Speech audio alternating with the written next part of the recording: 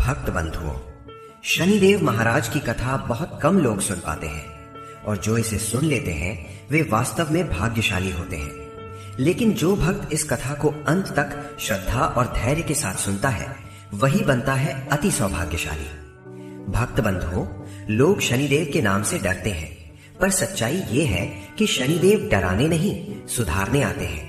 वे दंड नहीं देते बल्कि हमारे कर्मों का सही फल देकर हमें सही मार्ग पर चलना सिखाते हैं।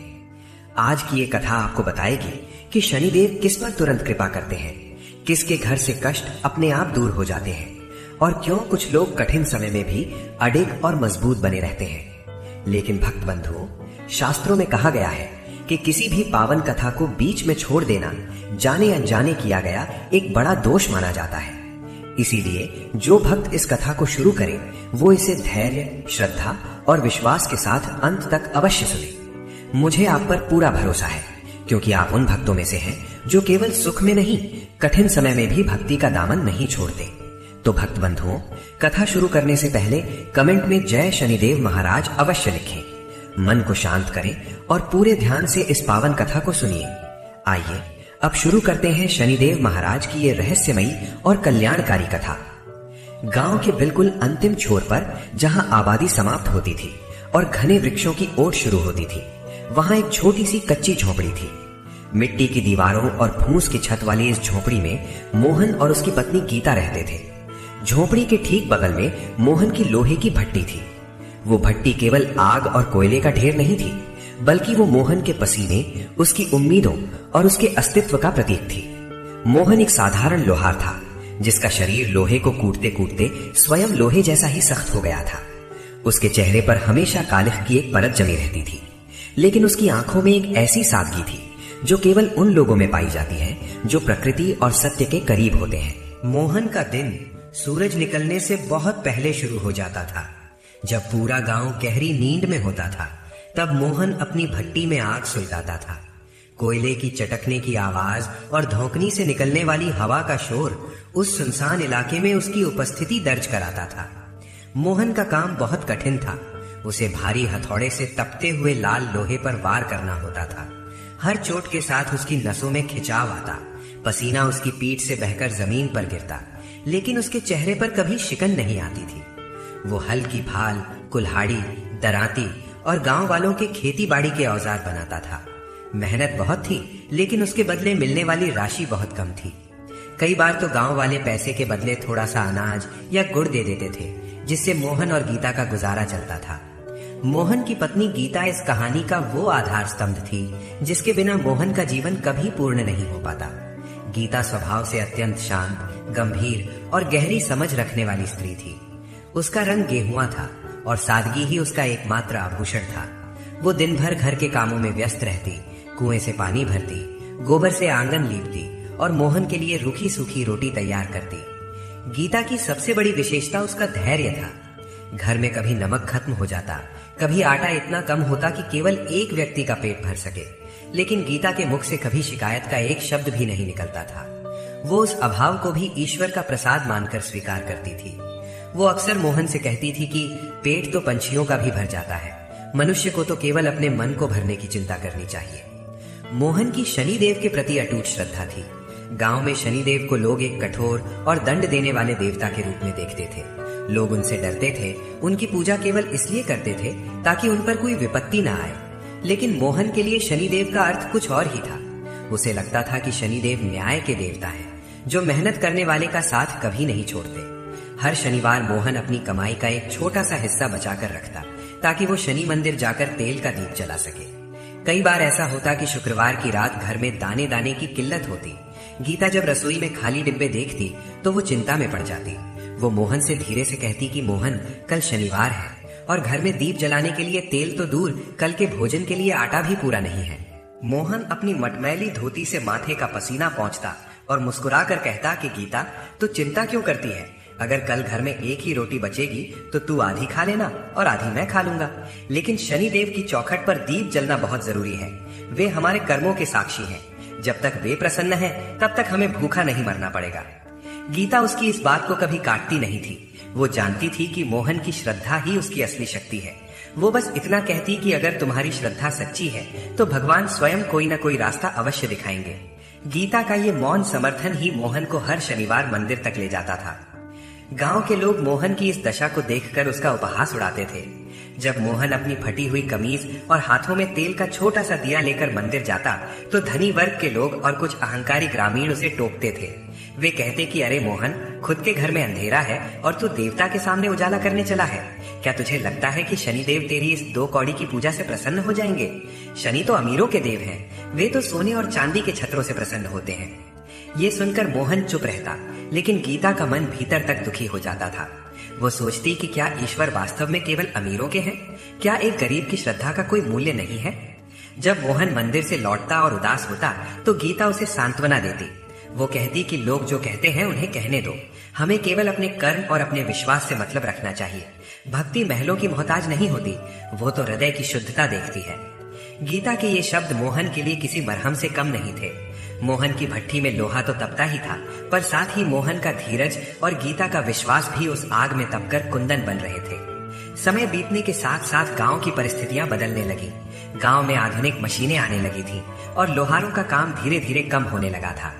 जो लोग पहले मोहन के पास आते थे वे अब शहर से बने बनाए औजार खरीदने लगे। मोहन की भट्ठी कई कई दिनों तक ठंडी रहने लगी। काम की कमी के कारण घर की आर्थिक स्थिति और अधिक दयनीय हो गई। मोहन को अपनी भट्ठी चलाने के लिए कोयला खरीदना भी भारी पड़ने लगा। कर्ज का बोझ धीरे धीरे उसके कंधों पर बढ़ने लगा। गांव के साहूकार ने उसे 2-3 बार चेतावनी दी कि यदि समय पर पैसे नहीं लौटाए तो उसकी झोपड़ी और भट्ठी छीन ली जाएगी। ऐसी कठिन रातों में जब घर का चूल्हा नहीं जलता था, मोहन और गीता केवल पानी पीकर सो जाते थे। मोहन अंधेरे में छत की ओर देखते हुए सोचता कि क्या उसकी पूजा में कोई कमी रह गई है? क्या शनिदेव उससे रुष्ट है? गीता उसकी व्याकुलता को समझ जाती थी। वो उसका हाथ थाम लेती और कहती कि मोहन, घबराओ मत। रात जितनी काली होती है सवेरा उतना ही उज्जवल होता है। शनिदेव हमें दंड नहीं दे रहे, वे तो हमें आने वाले सुनहरे भविष्य के लिए तैयार कर रहे हैं। धैर्य मत खोना, क्योंकि जिस दिन धैर्य टूटा उस दिन हमारी बरसों की भक्ति व्यर्थ हो जाएगी।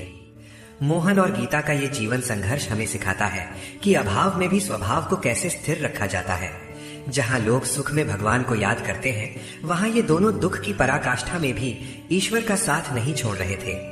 मोहन की लोहे की भट्टी भले ही शांत थी, पर उसके हृदय में भक्ति की अग्नि प्रचंड थी। गीता का संयम उस अग्नि को बुझने नहीं दे रहा था। मोहन और गीता के जीवन में अब वो समय आ चुका था जब दुखों के बादल और भी सघन हो गए थे।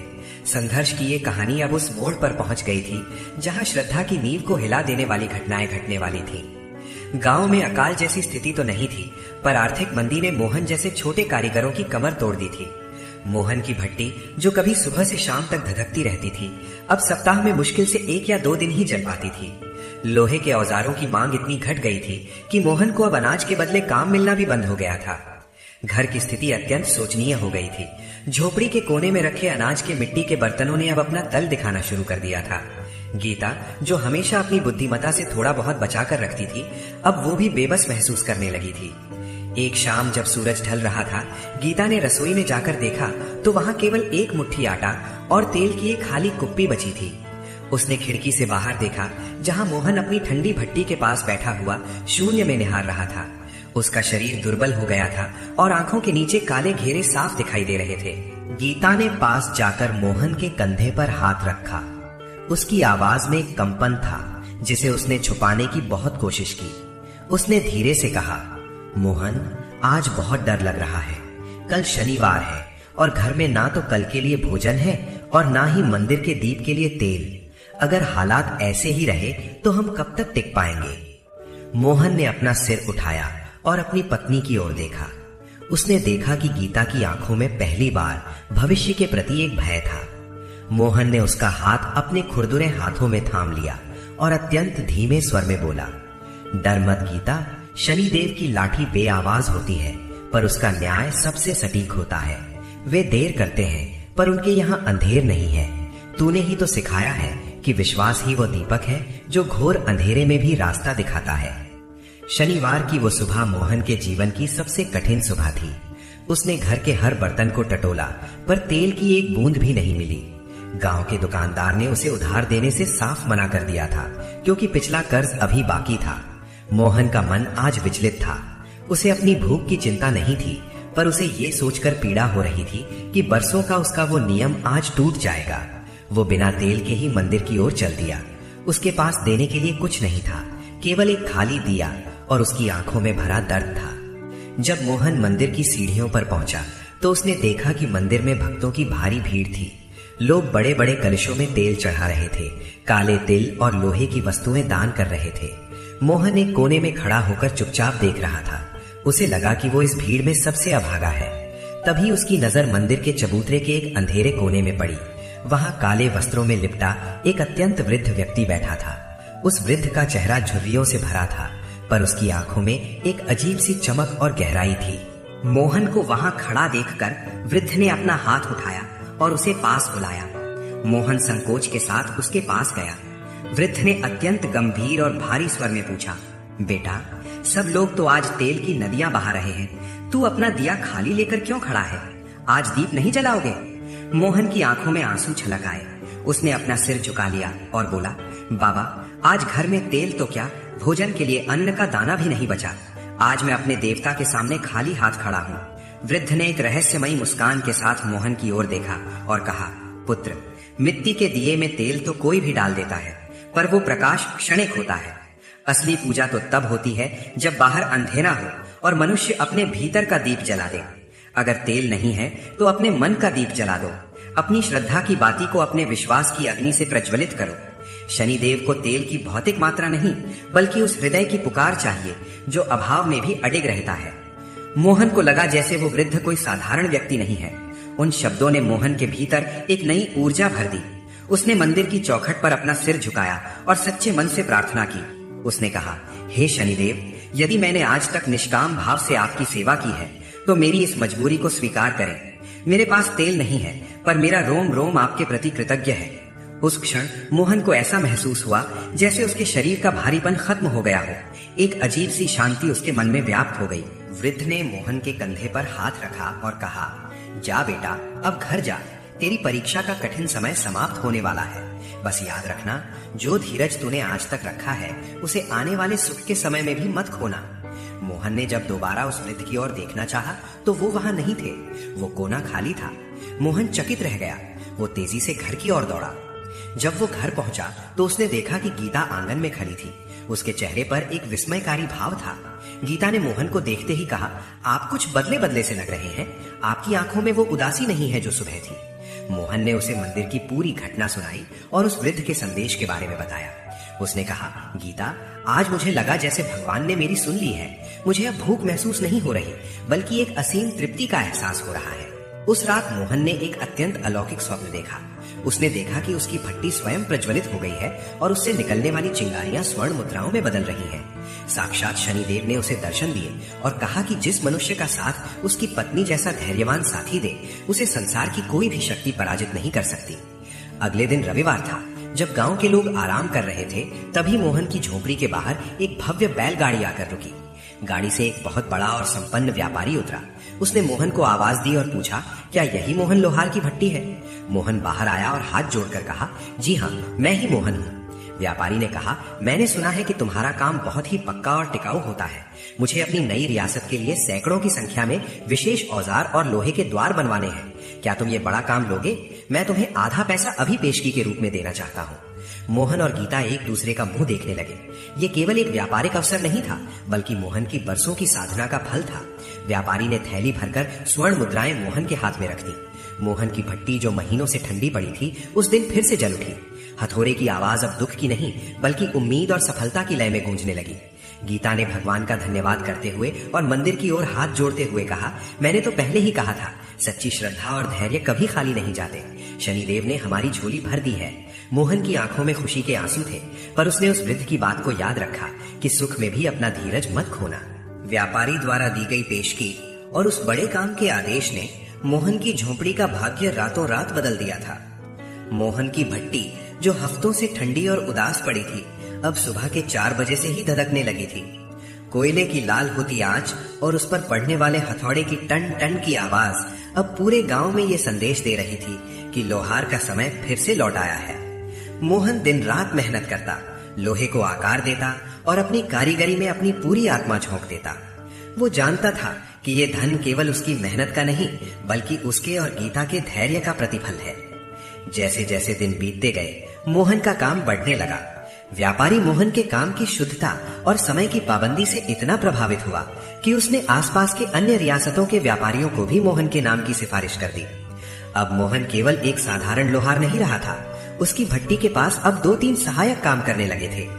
कर्ज उतर चुका था और घर में सुख सुविधाओं का आगमन होने लगा था। झोपड़ी की जगह अब एक पक्का मकान लेने लगा था और गीता की रसोई अब अनाज के बोरों से भरी रहने लगी थी। संपन्नता अपने साथ कई बार अहंकार और आलस्य लेकर आती है, लेकिन मोहन और गीता के मामले में ऐसा नहीं हुआ। एक शाम जब मोहन काम से थककर घर लौटा, उसने देखा कि गीता ने घर के बाहर कुछ भूखे मुसाफिरों को बिठा रखा था और उन्हें बड़े प्रेम से भोजन करा रही थी। गीता ने मोहन की ओर देखा और अत्यंत शालीनता से कहा, मोहन, याद है वे दिन जब हमारे पास दीप जलाने के लिए तेल नहीं होता था? आज ईश्वर ने हमें इस योग्य बनाया है कि हम दूसरों के घर का दीपक बन सकें। अब जब हमारे पास पर्याप्त है तो संकल्प लो कि कोई भी जरूरतमंद हमारी चौखट से खाली हाथ ना लौटे। मोहन ने गीता की आंखों में वही चमक देखी जो गरीबी के दिनों में थी, वही सादगी और वही करुणा। उसने गीता का हाथ थाम लिया और कहा, गीता, तूने मुझे उस वक्त टूटने नहीं दिया जब मेरे पास कुछ नहीं था, और आज तू मुझे भटकने नहीं दे रही जब मेरे पास सब कुछ है। तू सच कहती है, ये धन हमारी परीक्षा है। दुख में हम भगवान को पुकारते थे, पर सुख में उन्हें भूल जाना सबसे बड़ा अपराध होगा। अगले शनिवार जब मोहन शनि मंदिर पहुंचा तो वो पहले जैसा ही साधारण था। यद्यपि उसके पास अब धन था, पर उसने रेशमी वस्त्रों के बजाय अपनी वही साधारण धोती पहनी थी। उसने मंदिर में दीप जलाया और साथ ही मंदिर के बाहर बैठे दरिद्रों के लिए प्रचुर मात्रा में भोजन और वस्त्रों का दान किया। गांव के लोग जो कल तक मोहन का मजाक उड़ाते थे, अब सम्मान में अपना सिर झुका लेते थे। वही लोग जो उसे अभागा कहते थे, अब उसे भाग्यवान और शनिदेव का प्रिय कहने लगे थे। परंतु गीता का संयम और उसकी बुद्धिमत्ता अभी भी मोहन का मार्गदर्शन कर रही थी। वो अक्सर कहती थी, सुख एक ऐसी परीक्षा है जिसे पास करना दुख की परीक्षा से कहीं अधिक कठिन है। दुख में इंसान भगवान के पैर पकड़ता है, पर सुख में वो अक्सर अपना आपा खो देता है। हमें अपनी जड़ों को नहीं भूलना चाहिए। गीता ने घर में भव्यता लाने के बजाय शांति और भक्ति का वातावरण बनाए रखा। वो आज भी स्वयं भोर में उठकर तुलसी को जल चढ़ाती और भगवान का धन्यवाद करती। गांव में एक समय ऐसा आया जब एक अन्य लोहार ने मोहन की सफलता से